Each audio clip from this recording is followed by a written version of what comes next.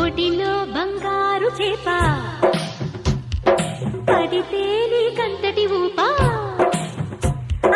ఒడిలో బంగారు చేప పడితే నీకంతటి ఊపా. తడిలో అందాల పాప పడితే పులుసవుతది చేప.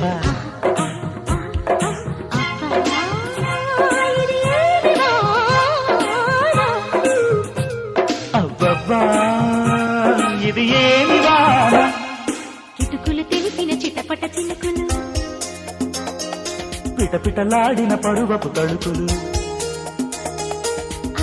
ఆహా ఆహా